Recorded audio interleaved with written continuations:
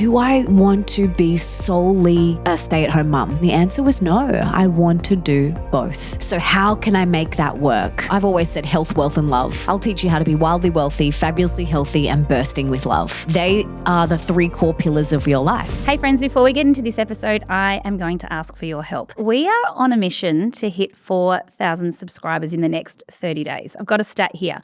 97% of you aren't actually subscribed. That's crazy. So for every follow, like, share, subscribe, that all really helps us to continue to get the guests that you want. So can you please join me in becoming one of the 4K crew? That would help me and I would love it so much. Mel, I am so delighted that you're here and so pumped for this. Thank you for joining me today. I am so excited, babe. This is such a delight. I know. We have had quite a journey. If you really think about it, health talks, which, God knows, we don't even know what we were doing. There's just been so many things, so many iterations, and you've just become a mum again for the second time.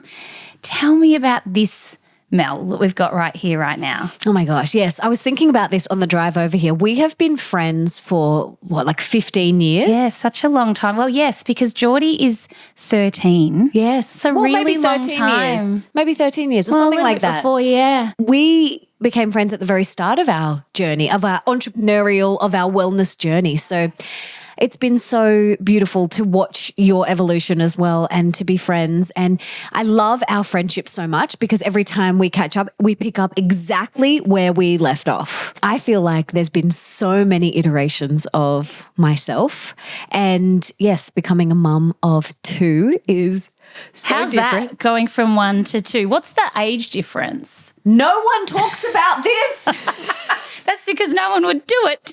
Why didn't you tell me? Because you wouldn't have done it. But hang on a minute. I mean, you've got the same dynamic as I do, a boy and a girl. Yes. Fairly similar age gap, I think. Yes, and girl first, Yes. then the boy. Bambi is 4 and Prince is 4 months. Yeah, And you were breast pumping on the way here. So I'm a bit devastated that you weren't there to witness me walking into this studio because I had 2 pumps on my boobs as I drove here with the bra, the breastfeeding bra, and I pumped on the way over here, put my milk in the fridge, and now we're here. Well done. We didn't have these things when my children were little, where you had to sit there with the Medela pump and it used to make this noise. I know the noise. And you'd sit there in between patients in the clinic.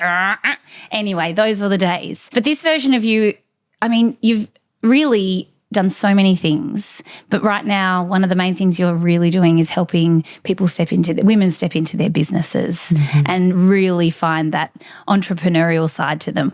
Where did that come from? I think after having Bambi, I realized that I still loved my work. I still wanted to do my work. I didn't want to work full time. So how could I create a business that allowed me to have the impact and the income that I still wanted to have and be the mother that I wanted to be? And so I set out to create that. And now I want to help other women do the same thing because we can have both. You're a testament to that. You are the most beautiful mother and you have a thriving career. And I really sat with the question of whether I wanted to work when Bambi was little. Do I want to be solely a stay-at-home mum? And I sat with it. I meditated on it for months and months. And the answer was no. I want to do both. I love what I do so much. I want to do both. So how can I make that work? And that's where I got to. And now I want to help other women do the same. So with my company, She Launched, that's what we do. We help women create the businesses of their dreams that allow them to be the mother that they want to be or to have the life that they want to have.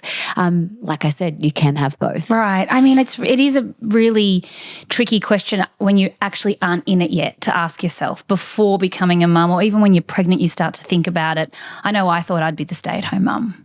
I really did. Even though we had a new business, I really did. And then it wasn't until you realise, hang on a minute, this version of me is a mum and I still need to be me. And I've always worked a lot and it felt very disconnected to not do that anymore. But some days I'd still get torn between going, am I being inspiring to my children or am I not being present? There's no perfect balance. There's no juggle. It's a dance. And some days it is a smooth waltz and you're gliding across the dance floor and it's effortless. And then it's like a sharp tango and then it's a jive and then it's like the foxtrot. Like it's wild sometimes. You're getting spun and bent back and, flipped in the air. Like that's how I literally see it and feel it. What about people that are around you supporting you? Because I think it can always look very shiny to the outside world and it can look like you're doing it all. I get asked this all the time, how do you do it all? It's like, I sure as hell don't do it all. But I think that that's where a lot of people get caught up in thinking that they can't or they don't even know how to do it all. People help you, right? You don't just do this all on your own. Oh, no, babe, I do everything on my own. I am a unicorn. Cook, clean. You've always modeled that to me. You've always said, I've got support, I've got an assistant and we've got help and blah, blah, blah. I've never thought that I had to do it on my own. Even though I watched my mother, who is a people pleaser and does everything. I love my parents so much, but she does everything for everybody else at the detriment of her own choices and her own health and happiness. It's that generation too, though, and that's 100%. What we've mirrored. That's why I think it's been difficult for us to step outside of that because we've watched our mums sacrifice, but at what cost? And then we're torn because we're right on the cusp of that. 100%. And so I witnessed my mum doing that growing up and I probably didn't realize it at the time, but it always felt, I always was like, I felt for her. I'm like, Mum, I know you actually don't want to do this, but you're doing it for me, but I know you don't really want to, even though there is a part of her that of course she wants to, but I know that you're doing it because you think you should. And I could feel that as a really young child. I could feel that. And so I never, yes, I went through stages of people pleasing. And then I got to the point where I was like, that doesn't serve my mum and it doesn't serve me. And I knew how I wanted to parent. When Nick and I first got together, so we got together in 2013 and we didn't have kids for 6 years. And I always knew how I wanted to parent and the type of business and life I wanted. And there was lots of support. I had to do a lot of inner mean girl mastering with asking for support. And this is what I teach my clients because there's so much mindset stuff inside She Launch because 80% of success is mindset, 20% is tools and strategies. Right. And I can teach you all of that. The mindset is so huge, right? And so you have to get really good at asking for support, but then receiving it. They're two different things because you can then master asking, but then you're like, I don't really feel worthy of receiving it or I will sabotage it in some way. So you have to master your inner mean girl who says you have to do it on your own. Who do you think you are? You should be able to mother. You should be doing this in between the naps. Exactly. Why aren't you nailing it like all the other mums on Instagram who are nailing it? I do not subscribe to that. It's not my story. And so yes, I have support. I have support in my home and I have support in my business because I know how I want to live my life and I do not have any issues asking for or receiving support. And if you do, if you're listening to this and you're like, really, it's hard for me to ask for support, dive into that. Why? What comes up for you? There's gold in that for you. So dive deep into that. It's very interesting, actually. I know that a few years ago, it was a very stressful time and I, for the first time ever, actually said to my dad, I'm going to ring you and you're going to tell me it's going to be okay. That's what's going to happen. You're not going to get upset. You're not going to do anything. You're just going to say, regardless of what you believe right now, Nat, it's going to be okay. I'm going to ring you now, okay? So it was a text message. I love that. But it was quite profound because the men in my life, when I was going through a lot of stuff, were getting angry. That was their initial reaction. I'm like, I don't need anger. I need you to be calm and I need you to help me, right? So asking in that way actually became really easy. And so I just used to text people and say, this is what I need you to do. I need you to tell me. I'm going to ring you now and you just got to tell me this, okay? I know I'm setting this up, but we're not good at doing that. The other thing that I find quite great, especially because men want to help, right? Especially in a dynamic like you've got, obviously, Nick's part of the team of people that help you be you, is asking if they can take things on board. So I'll say to my husband, can I leave that with you? Mm-hmm. Oh, they're so funny. They're like, oh, yes, of course. Yeah. Because they want to help. Mm-hmm. They don't always know how to help. So I think getting good at asking, once you do it once, it's like anything. It's like the first time you say no to something. It gets easier and easier. Yeah, it's a muscle. The more you ask, the more you receive, the better you get at it. And people want to help us. Like when my friends humans have an innate want to help. Exactly. When my friends are like, can you help me work this out? I'm like, I would love to. I'm honored that you came to me, you trust me enough. Interesting is the thing that we've really separated ourselves from that connection with friends and family and having to do everything alone. I know when Livy was, I was pregnant with Livy, the team at the hospital had said, oh, you definitely don't want anyone around. You want to do this just with you and your husband. You don't want anyone else interfering. Couldn't have been the worst advice I ever received. In general? As part of the birth and straight after. Mm-hmm. So like in that birthing phase. And then their advice was don't have anyone come for 2 weeks. Worst advice ever now in hindsight. I remember ringing my mum after, like the day after, and go, can you come now? My parents lived interstate. I'm like, you need to come now. I can't do this. When have we isolated ourselves so much and why? I know. It's sad. So sad. It's really sad. And you don't have to. You don't have to. Like we just had my best friend and her partner, Sally, stay with us for a week. And a lot of people be like, you have a 4-month-old and a 4-year-old and you're running a business. Like, do you really need house guests? Like my mother-in-law was like, is that a good idea, Melissa? And I was like, yes. And having them there, I mean, not all house guests, but it's not open for everybody. But only the best ones. These ones are great. You know, right? Yes. But the connection and spending time together, it's very important. Yes. And I do think it's one of the things that often goes by the wayside when we are in the business, when we are trying to do it all, is those connections. 100%. Like if you look at the blue zones around the world, they have 9 commonalities. I've interviewed Dan Buettner on my podcast. And one of them is connection. And I think like for this season of my life, you know, there's myself, my self-care, my happiness, there's my relationship, there's my kids, there's my work, and then like there's my social life. And just because it is down lower doesn't mean it's still not important. And for me, like that might mean a phone call. But like a lot of my best friends, we know that if we've just got 5 minutes, that's better than nothing. Because I used to not bother calling because I'm like, I don't have an hour. But I don't have an hour in this season of my life. We used to have an hour when we were like 18 and we'd finish whatever we were doing for the day and we had to sit in traffic and drive home. Yes. That's when we had an hour. Yes. So like I will call my friends and I preface the call with like, if hey, they babe, pick I've got up, 5 minutes. I've got 10 minutes. Yeah. I've got 5 minutes. And they're like, great, let's drop in. And we're just like, what's going on? Whatever. Or I'll text beforehand and go, I've got a 15-minute drive. And they're like, yep, I'm free. And sometimes they're like, can't, babe. You know, and it's just about that little tap in. And, you know, for this season of my life as well, I don't get long lunches with my girlfriends, and that's okay. But we catch up with our kids. We go for walks or go to the beach or go to the park with our kids. And there are times where we give the kids to the husbands and then we can chat for a bit. But it's just this season, you know. Right. So now with 2 kids, how has business actually changed? Because I think going from 1 to 2 is very different. So different.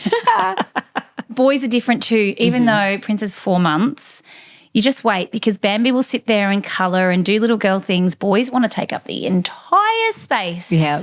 And I know you're like, no, don't mess up this space. We'll just go outside. That's a great idea. Yes. It took me a very long time to figure that out. They need to run around at the park. I was like, what is this? Geordie was about 2 and I figured it out and I'm like, oh, boys need to run. Okay. So, you know, I get it. Little girls don't necessarily need to do that. Yeah, she's happy sitting, colouring, doing arts and craft. Like I left her today and she was doing arts and craft on the table. So cute. They're always evolving and they go from 3 sleeps to 2 sleeps to 1 sleep. It's always pivoting. It's always changing. And I think for me at this season, we have a nanny who comes Monday to Friday. However, she's been away for the whole month. She's been on a holiday in India, which I'm like, why?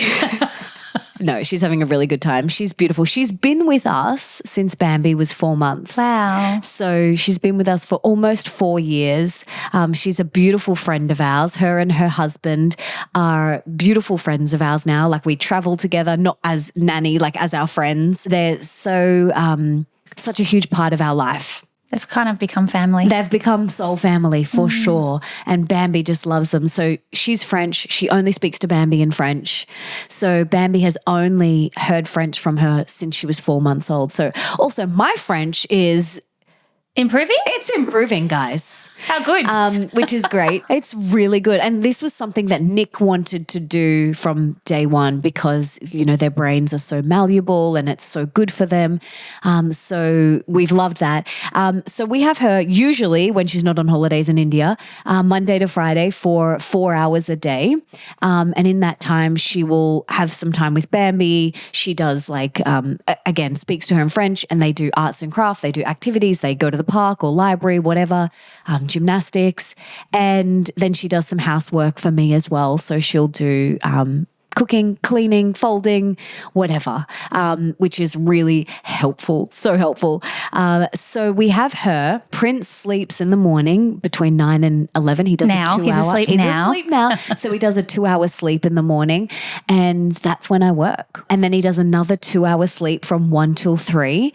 And I may do a little bit of work in that time, but that's usually when I have my special Mama Bambi time. So we will have dedicated, just uninterrupted, like totally devoted to her time because especially for this transition, I know she really needs it. So I make sure that each day she gets a bit of that from me. And, you know, I've interviewed so many of the world's best parenting experts and they do need it every day. They need that undivided attention from us, and it doesn't mean 5 hours. It doesn't. You know, it really can doesn't. Be 20 minutes. Yeah. It's just time. It's like just that's time. what I've really noticed with my kids, especially Liv, is she doesn't need a lot of my time, but she does need time. And it's often at 11 o'clock at night, which is really painful. So you are somebody who I admire for you set strong boundaries and you live your life with a lot of alignment. You demonstrate that and are really inspiring to a lot of people. Has there been a time recently where you haven't felt that you've been in alignment? I get that a lot. Like a lot of people say you have really strong boundaries and I'm like, it's not like I actively go out and set out to do that. I think what you've done is over time you find a new I don't even know if it's a boundary, but something that you want to implement. You're very good at sticking to it and you just do it. 100%. So like, for example, you're not sitting in bed scrolling Instagram. No, right. I don't have time. Right. But it's something that you've implemented for a long time. You've been vocal about it. You're like, you know, we don't, after a certain time, there's no screens, like these sorts of things. Yes. It's not like you did it all at once. You have slowly carved that out. I know how I want to live my life. I know what makes me feel good. I know what makes me not feel good. And this is what I teach inside She Launch. When you know your core values, health is a huge... What are your core values? Definitely health. Right. For sure. Health, self-care, wellness. Like you come and look at my house. There's a biohacking wellness center. Like I'm obsessed with health and wellness because Nick and I have both been at the other end. We've both been in hospital. And if you don't have your health, what do you have? Exactly. Health is wealth. We have both had that taken away. And so we have had to rebuild our health. And so health is a huge priority for us. Like literally, as I'm recording this, my stepson is at home setting up our ice bath at the moment. So health is a huge core value for me and my family. Relationships, a huge core value. Definitely. My relationship with my kids, my relationship with my husband, huge. And then my relationships with my friends, definitely a core value. Doing work that I love is a core value. And I just have to. I could never do something that I don't love. Everything that you see me launch, everything that you see me, like any collaboration, any speaking event that I do, this interview, everything I do is because I truly want to do it. Because my heart, every cell in my body is like, yes, this is a hell yes. And if it's not? I don't do it. I just don't do it. Like, it has got to be so good to take me away from my kids. Right. You know what I mean? Like, I remember when Bambi was little, she was probably like 6 months, and I'd just gone back to doing bits of work, and I was in an hour-long Facebook ad meeting with my husband and our team, and I got off that Facebook ad meeting and I cried, and I was like, firstly, that is not how I want to spend my time. Secondly, that was an hour away from my daughter that I'll never get back again. So I'm like, delegate. I don't want to do those things. And I know that's coming from a privileged place to even say that, but like, you have to tune in and work out what is important to you in your life. Well, otherwise you are living out of alignment. Yes. And then it's conflicting. 100%. And like, I have clients that come to me and they say, you know, I'm doing all of these things that I don't want to do. And I'm like, show me your calendar and I'll show you where your values are. Like, do you have in there working out? Do you have in there meditating? Do you have in there all the health? If you want health to be one of your core values, like, show me in your calendar where it is. Are you scheduled? Are they scheduled in your calendar? Yes, they are. So you know your day is like segmented into, you've got to work out, you've got time with Bambi, like it's segmented out. Yes. However, because he's only 4 months, it's different right now. Like, I meditate when I can meditate, and I meditate when I'm breastfeeding and things like that. Not when you're driving and breastfeeding. No. But like, I'll that try. Could be dangerous. Yes. For this season in my life as well, like, I have a list of things each day. I have a journal called the Holy Mama Journal that I created. And each morning in the journal, there's an AM page and a PM page. And on the AM page, it says, what will you do today to fill yourself up? What will make you feel really good? And it's just 3 things. And so today I wrote down a swim in the ocean, a workout, and getting in both of my medis. So I've got those 2 things. Like, I know, like, I'm not going to spend 3 hours in a morning routine right now. I'm not going to go to the day spa. Like, it's just these little things for me right now that make me feel full, that really light me up each day. If you can, schedule them in. If you are in the newborn season like I am, each day is different. Where can you slot it in? Where can you tag team with your partner so you both get your needs met? Like, sometimes Nick and I are like, in the morning, how can your needs get met today and how can mine get met? How can we both get our needs met? How can Bambi's get met? How can Prince's get met? How can we all feel good about today? And it's just about, okay, then we'll kind of like shuffle things around in the calendar if we need to.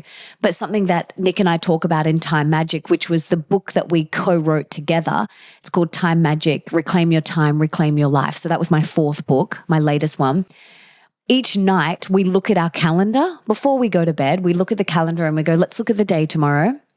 Okay, oh, that's overlapping. Oh, we need to move that. Oh, actually, I'm going to cancel that. I don't need to do that meeting. And so I'll send a message. I'm not going to be on that meeting, whatever it is. So we look at the day the night before and make sure it's going to flow. Yeah. So last night I was like, remember, I've got that interview with Nat. So I have to leave the house at 9 o'clock. So you're going to be putting Prince down. There's going to be a bottle in the fridge. You're also going to have Bambi. Good luck. See you later. Woohoo! Have fun. Bye. But I think it's important to structure things to set yourself up to win. Yes. Now, it doesn't always go to plan though, does it? No. Especially when there's kids in the mix. No. And one of my mentors once said to me years ago, before I had kids, the key to longevity is infinite flexibility. Flexibility in your mind and also flexibility in your body. But like, it is infinite flexibility. How can you be flexible? Like, when shit hits the fan, how can you pivot and trust that the universe, God, creator, whatever you believe in, is always sending you exactly what you need to evolve to the next level? Like, I really trust that. We're never given anything that we can't handle. It is a gift of growth, and it's painful, going through it at times. It's uncomfortable. It's stretching. But on the other side is always an upgraded version of ourselves. Yeah, I love that. I had a mentor once that was like, in the midst of chaos, clarity's right around the corner. Living is sorting it out. That's what life is. I say this to people all the time. When you're in it, it's life. That's what life is. Life is a series of moments of figuring it out. You figure it out. And there's always one area in your life that needs a little bit more love and attention, like your relationships. Like there's, I've always said health, wealth, and love. I'll teach you how to be wildly wealthy, fabulously healthy, and bursting with love. They are the 3 core pillars of your life: your health, your wealth, your business, your career, and your love, your relationships, self-love and relationships with others. And I feel like there's always one area that needs a little bit more love. Like you might be like, my relationships are killing it. I'm all good. My health, great. But my business needs love. My finances need some love. This is the gift. Like this is the gift. We're always going to be given these little gifts to grow. I'm not sure like if you've ever met anyone who's like, every area of my life right now is peachy. Totally. But I do think, especially in the wellness industry, that the wealth part of it is where people struggle the most. There's this still, and I feel like it stems back from like old naturopathic belief system that you need to help everyone but not make any money. Babe, I felt the same when I first started because, I started as a health coach and I felt the same. I was like, I can't charge because I just need to help people. But okay, how does that pay your mortgage or your rent? But it also doesn't get the outcomes that you are hoping for either. No. I was talking to to someone about this morning, and we were laughing because Chris, my husband, and I are very different. And he would treat everybody for free. And I'm like, that's all good and well, but they don't get the outcomes because they haven't invested anything into it to get the outcome. There needs to be an energetic exchange. So important. I am such a huge believer in that. Like I recently spent, it wasn't recent, probably 6 months ago, $30,000 on a mastermind. You can bet your bottom dollar that I was showing up at 4 a.m. for those calls. I've done the same. You know what I mean? I have done the same. If I hadn't have had that energetic exchange, I don't think I would have turned up to the 4 a.m. calls. Even if it was probably $10,000, you wouldn't have turned up to the 4 a.m. calls. No. You're like, this better work. Yes. And anytime Nick and I invest in our relationship, in our health, in our business growth, whatever, and we really go all in, the results are 10x'd. So what do you think most women get wrong when they're trying to build a brand that's authentic? Ooh. Trying to be other people. Trying to be other people. Do you know, it's interesting you say that because I watched on with so many coaches in that time where you and I first met. There were a lot of health coaches, a lot. It was saturated. And I remember thinking, gosh, there are a lot of carbon copies of each other happening right now. Everyone wanted to be someone. And I would actually say a lot of people wanted to be you. Oh. I would say that. And the interesting thing to me was that she who remained authentic is still standing. And a lot of the others are not because I feel like everyone tried to be a certain way and be a certain person. And I don't think that's not – I'm not saying that because they all had good intentions, but it's so hard to maintain that facade. It doesn't work. This has been interesting for me too, is like evolving on social media too. Like I am a completely different person to before I had Bambi and now again after Prince. And I've gone through matrescence twice.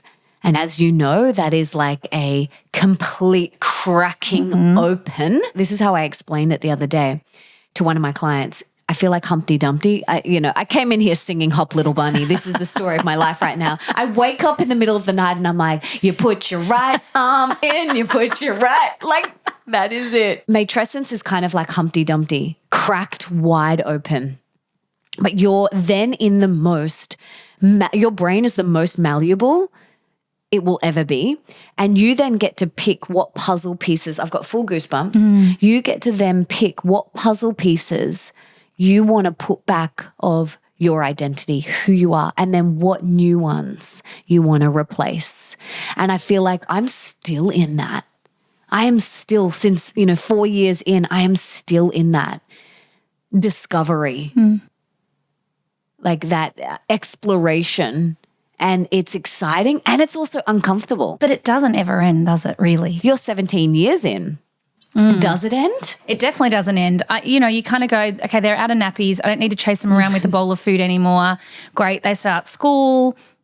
They start to get friends. That's the whole thing. You got to navigate through that. Yes. All of your insecurities that you had come up. And that's wild. See it now. I can see it now. I can also see, like, when another child is mean to Bambi, I have to remove, not in the moment, but I cry. I remember I loved high school and I hated primary school. And Livy, through primary school, was awful. And just a lot of stuff that I lived came back up again. Like bullying and stuff? Yeah, it wasn't so much bullying. I grew up in a really tiny primary school. There were 3 grade 6 girls. That was it. And the rest were boys. 2's company, 3's a crowd. It was awful. I actually really hated it. And that is my memory. It's a little bit almost like, it sounds silly, but it was almost it felt a bit cult-like almost. It was very insular. And so when I went to high school and it was big and there were so many people and I had lots of friends groups and I loved it, when it was time for my children to go to school, I'm like, what's the biggest school I can find? I do not want them to have that experience. Now, my parents would be like, that was the best school. You were so nurtured. Schools don't exist like that now. Well, they do, but they really thought long and hard about where we went to school. But my experience of that was awful. And they thought they were doing the right thing.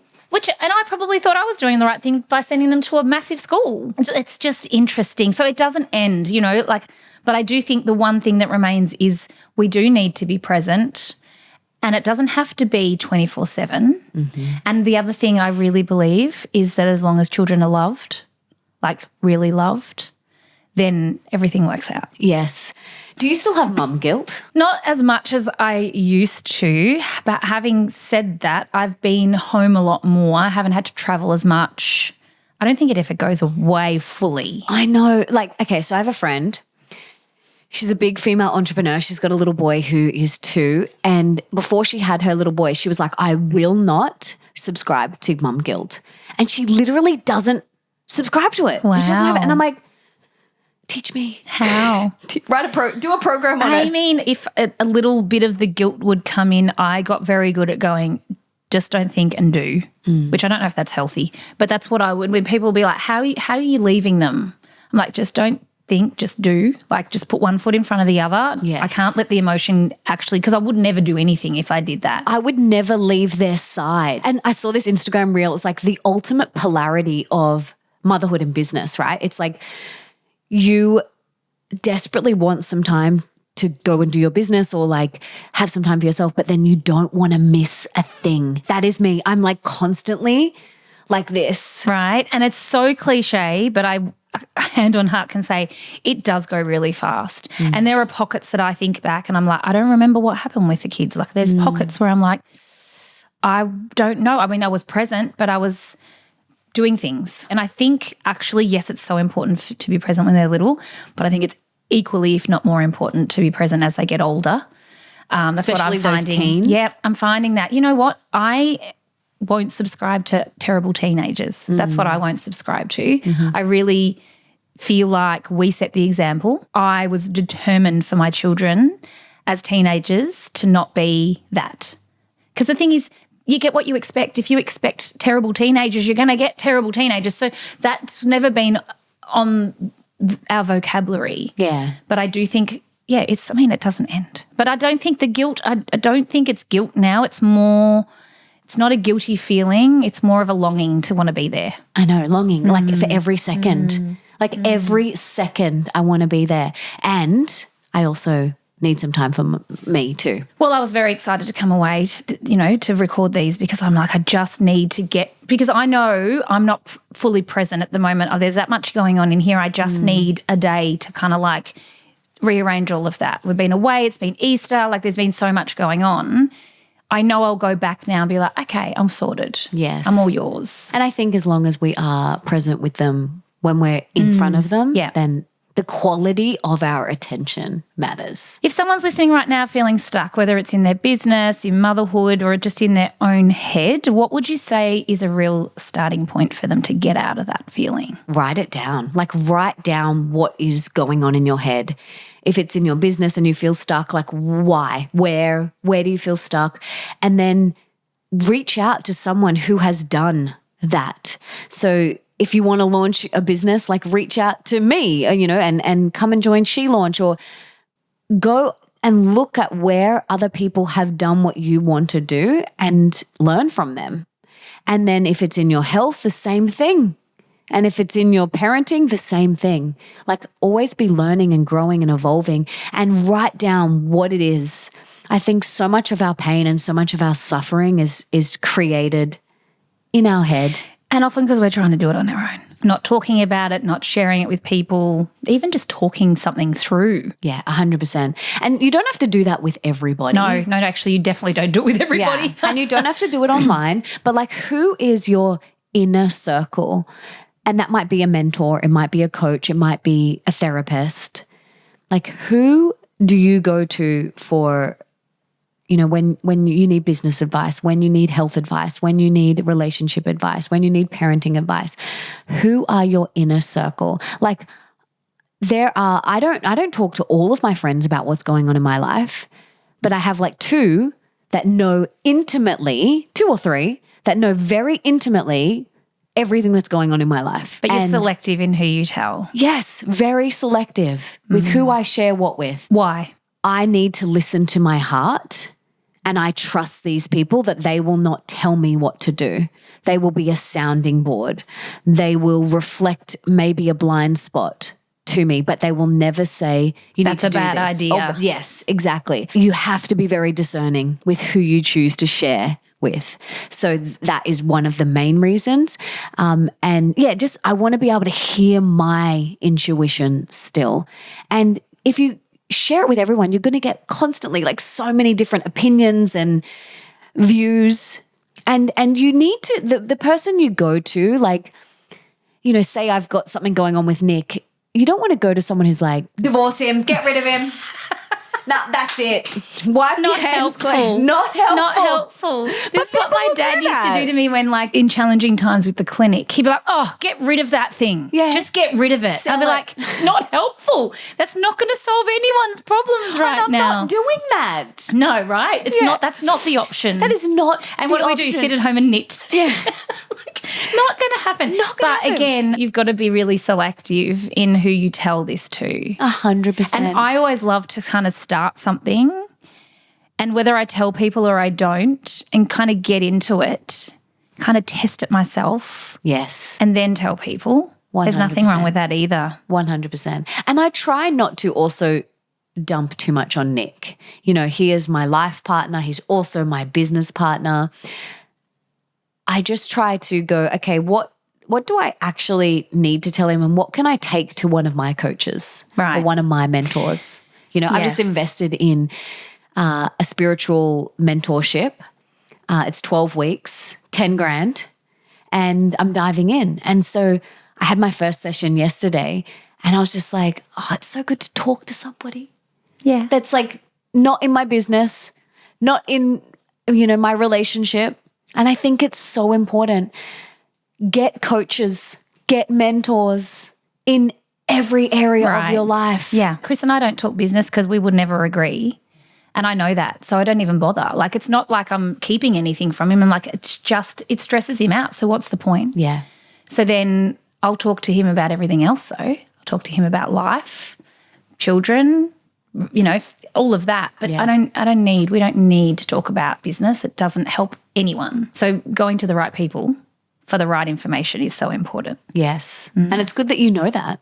It took a while to figure that one out. Yeah, I'm sure. Because I kept thinking, why don't you see this the way I do? Or like you, I business mentor, not in Australia, but I do that for a company in America. And one of the things, someone got on a call the other day and they're like, I just can't talk to my husband about it. And we're all like, no, don't. Definitely don't. He's a person, because his values are different to yours, and that makes it tricky. Mm-hmm. But once you know that and you can see those blind spots, you can find the right people to help you with that. And that's not just business, that's health, like you said. That's every corner of your life. Absolutely. Find the right people. Yeah. Like there's no way in the world I'm going to my parents with my business stuff, or even like my investing stuff. Like, just choose the right people. The right people. Yeah, it's so important.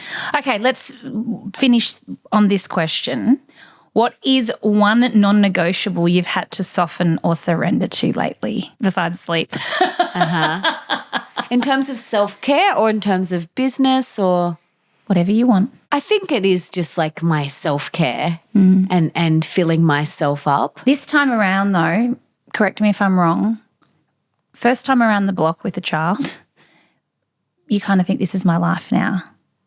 This time, is it nice knowing that it's only a moment? Like you can really surrender to the moment? Yes. Yes. It's so different. And no one talks about, I feel like the jump from 0 to 1 was a walk in the park. Like my friends that have one kid now, I'm like, what are you complaining about? No, I'm kidding. But the jump from 1 to 2 is like 1 to 15. It's so big. And I don't want to say that to put anybody off, but just be prepared. And something else that I was not, and be prepared in the sense of get support. That is how you can prepare yourself. Okay. Another thing that I wasn't prepared for was the grief. Grieving the relationship with my daughter the way it was so hard.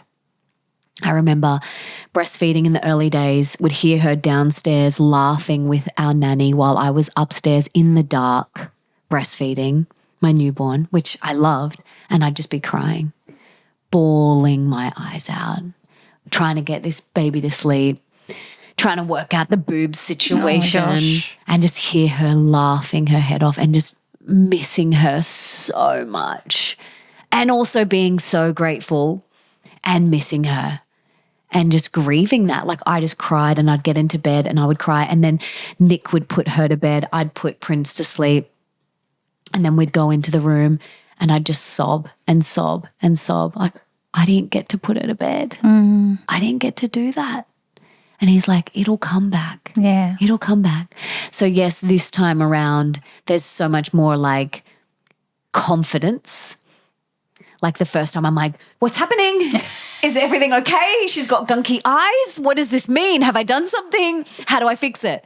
You got your training wheels on. The second time around, you're like, whew, they'll be sweet. Yeah. So there is comfort in the confidence, and it is fleeting. You know that the multiple wake ups, it's not going to be like that forever.